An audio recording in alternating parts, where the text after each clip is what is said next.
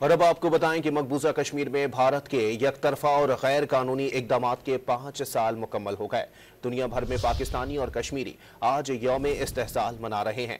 Hurriyat conference की appeal पर वादी में आज मुकम्मल हड़ताल है।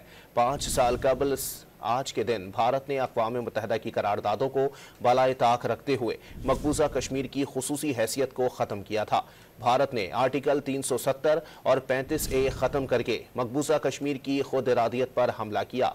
यौम इस्तेहसाल कश्मीर के दिन के मौके पर वज़ीर आज़म पाकिस्तान आज आज़ाद कश्मीर की कानून साज असम्बली के खुसूसी इजलास से खिताब करेंगे। वज़ीर आज़म शहबाज शरीफ ने अपने पैगाम में कहा है कि कश्मीरी अवाम के हौसले, जुर्रत और बहादुरी को सलाम पेश करते हैं। कश्मीरियों की हक़ खुद इरादियत के हुसूल तक उनकी अखलाकी, सियासी और सिफारती हिमायत जारी रखेंगे।